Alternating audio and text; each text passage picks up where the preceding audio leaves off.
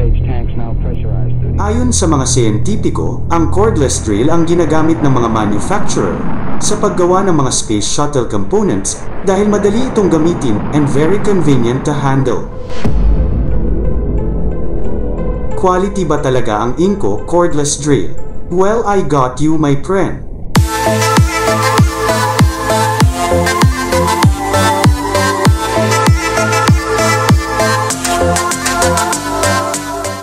Welcome back sa Power Tool Universe. Let's start from Ingco specification. Ang Ingco cordless drill ay may 12 volts input power. Ito ay may forward, reverse switch that are easy to operate with your thumb and trigger finger.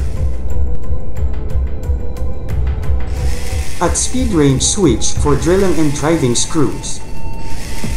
Textured handle grip to easy handling. Torque settings is up to 16 speed range. Kaunting kaalaman. Noong 1978 isinapubliko ng Makita ang kauna-unahang disenyo ng cordless drill. Ito ay ang Makita Prime X. Ang Makita ay nagmula sa bansang Japan na kilala sa larangan ng teknolohiya. Para saan ba ang Ingco cordless drill? Gaya ng karaniwang drill, pwede ipangbutas at pang-screw sa iba't ibang uri ng materyales gaya ng metal, kahoy, bato, plastic, at iba pa. Kaibahan lamang, ito ay mas convenient at madaling gamitin. Dahil pwede itong dalhin kahit saan.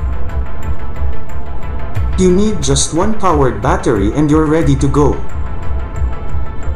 Ang mga basic parts ng cordless drill ay nagmula sa idea ng sikat na inventor na si Alonzo Decker. Siya ay isang engineer and power tool developer. Magkano ba ang offered price ni Ingco sa cordless drill niya? Well, to find out, just click the link below to earn 50% discount. Don't forget to like, subscribe, and also click the notification bell. Overall review about Ingco cordless drill. Satisfied naman ang mga recent buyers. Thanks for watching. Stay positive, stay safe.